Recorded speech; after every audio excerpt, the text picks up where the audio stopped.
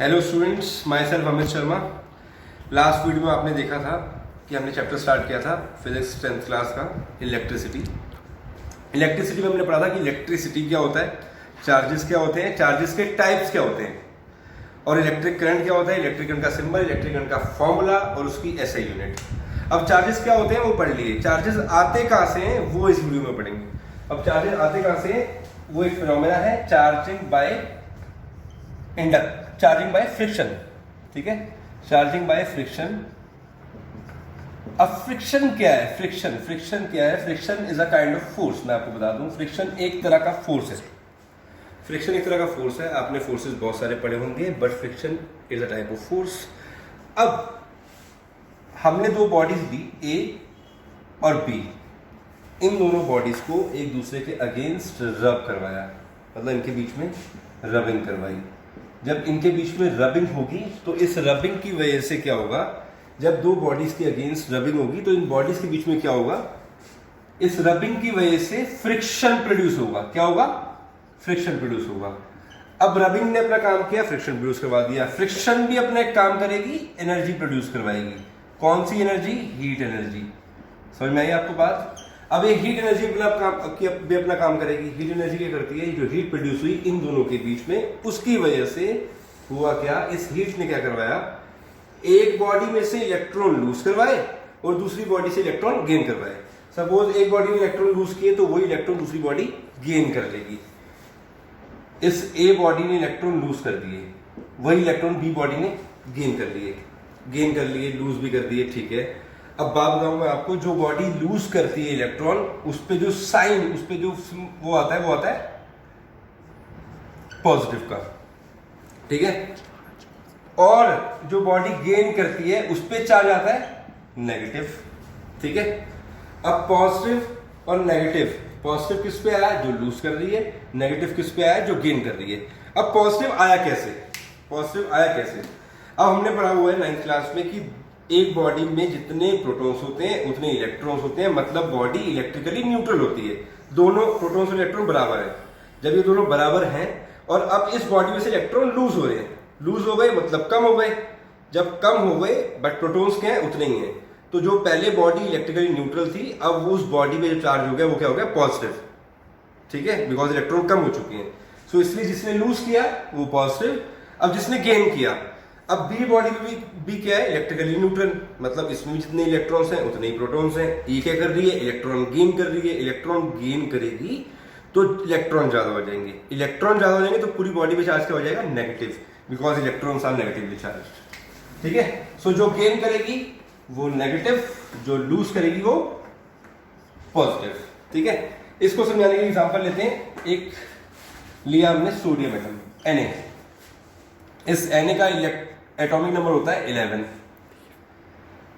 Na का atomic number is 11। ये 11 atomic number का मतलब ये है कि इसके अंदर प्रोटॉन्स भी 11 है और इलेक्ट्रॉन्स भी 11 है। ठीक है, बिकॉज हमने पढ़ा हुआ है कि atomic number equals to number of protons equals to number of electrons. ये 9th क्लास केमिस्ट्री में पढ़ा था हमने। ठीक है, सो 11th, इस 11 का मतलब प्रोटॉन्स भी 11, इलेक्ट्रॉन भी 11, इसलिए दोनों इक्वल है, इसलिए सोडियम एटम इलेक्ट्रिकली न्यूट्रल है फिलहाल। ठीक है, अब देखो एक चीज समझे, एक इलेक्ट्रॉन का चार्ज क्या होता है, इलेक्ट्रॉन पे चार्ज क्या होता है, दैट इज 1.6 इंटू 10⁻⁻19 कूलम। अब ये इलेक्ट्रॉन है तो इसलिए -1.6 into 10⁻⁻19 coulomb, because electron is negatively charge particle. एक प्रोटॉन पे कितना होता है, वो भी होता है 1.6 into 10⁻⁻19 coulomb, but positive because वो प्रोटॉन है। अब दोनों पे चार्ज की वैल्यू ये है। इन दोनों में कॉमन क्या है, आपको दिख रहा होगा, ये कॉमन है। तो एक काम करते हैं, जो चीज कॉमन है उसको एक सिंबल दे देते हैं, ई, स्मॉल ई। तो एक इलेक्ट्रॉन पे चार्ज क्या हो गया, -E। एक प्रोटॉन पे चार्ज क्या हो गया, +E। ठीक है, so this E is basically क्या, this E is standard value of charge. Standard value of charge, this E is standard value of charge. Clear है आपको? और इस स्टैंडर्ड वैल्यू ऑफ चार्ज का सिंबल E है, but value क्या है, 1.6 into 10⁻⁻19। ठीक है, अब सोडियम पे आ जाओ। इस सोडियम के अंदर 11 ही प्रोटॉन्स हैं, 11 ही इलेक्ट्रॉन्स हैं। एक इलेक्ट्रॉन पे चार्ज क्या है? एक इलेक्ट्रॉन पे चार्ज माइनस ई। अगर एक इलेक्ट्रॉन पे माइनस ई चार्ज है तो इसके पास कितने इलेक्ट्रॉन्स हैं? 11। सो 11 इलेक्ट्रॉन्स पे कितना चार्ज होगा? माइनस 11 ई। एक प्रोटॉन पे चार्ज कितना है? प्लस ई। अगर एक प्रोटॉन पे चार्ज प्लस ई है तो 11 प्रोटॉन्स पे कितना होगा? प्लस 11 ई। तो अगर आप ओवरऑल चार्ज देखो इस एटम पे तो क्या है? माइनस 11 ही, तो मतलब 0। तो मतलब ये यानी क्या हो गया? Electrically neutral. बिकॉज प्रोटॉन्स पे चार्ज क्या है? प्लस 11 ही। इलेक्ट्रॉन्स पे चार्ज क्या है? माइनस 11 ही। तो इलेक्ट्रिकली न्यूट्रल हो गया, टोटल चार्ज 0 हो गया। ठीक है, सो ऐसे ही Cl देखें, क्लोरीन ले लेते हैं, इसका एटॉमिक नंबर 17 होता है। ठीक है, तो इस पे भी प्रोटॉन 17 और इलेक्ट्रॉन भी 17। अब इसके टोटल इलेक्ट्रॉन्स पे चार्ज क्या होगा? माइनस 17 ई। और प्रोटॉन्स पे चार्ज क्या होगा? प्लस 17 ई। ये भी क्या है? Electrically neutral.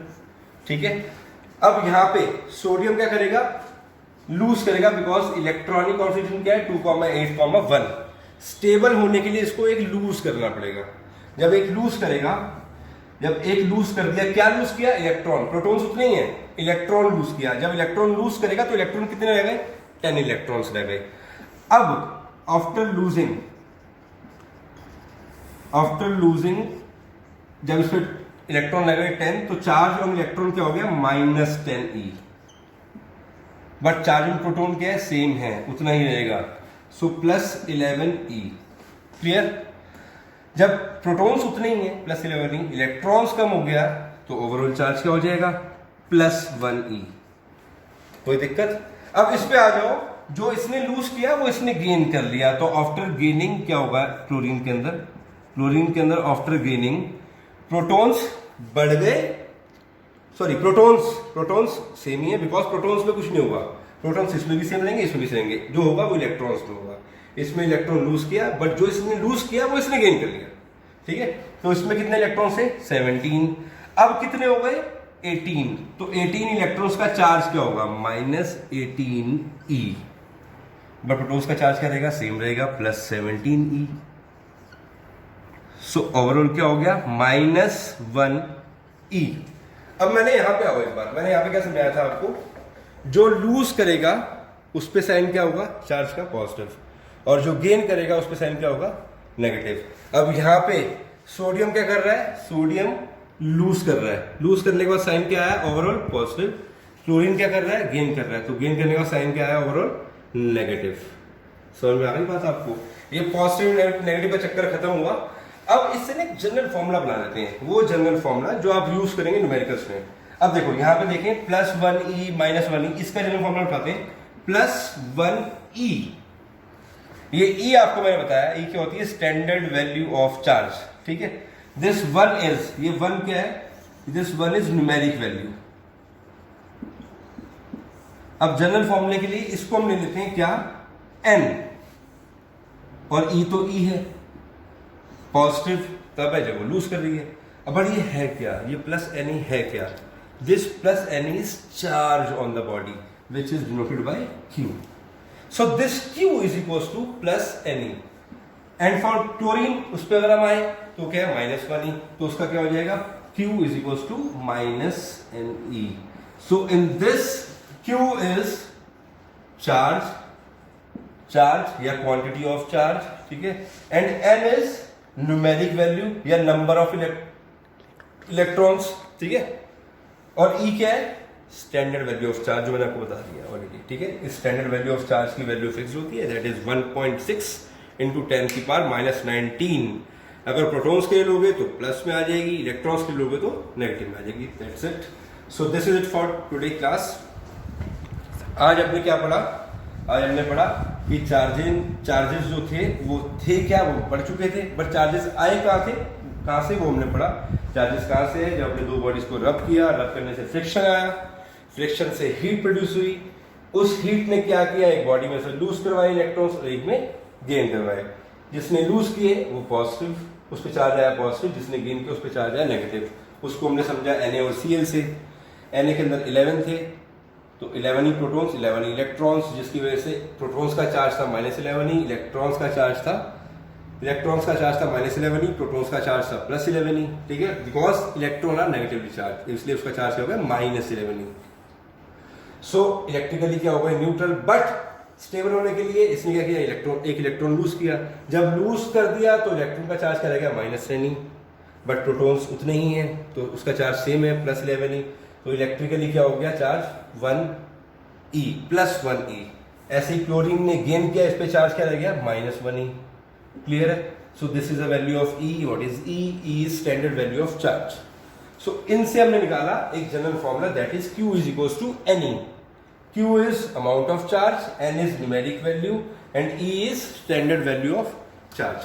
ठीक है, तो N is basically number of electrons, numeric value you can say, ठीक है, number of electrons भी बोलते हैं उसको, और E जो ट्रांसफर हुए, ठीक है, N is that number of electrons जो ट्रांसफर हुए, एक से गए और एक ने लिए, ठीक है। सो बेसिकली क्लोरीन ने गेन करे, सो इसके अंदर N की वैल्यू क्या हो गई 1, और इसके अंदर भी N की वैल्यू 1 है, बट इसने लूज किया तो इसलिए क्या आया पॉजिटिव, और इसमें गेन किया, इसमें क्या आया नेगेटिव, ठीक है। सो लूज और गेन के चक्कर की वजह से साइन चेंज हो गए, लूज वाले पे पॉजिटिव, गेन वाले पे नेगेटिव।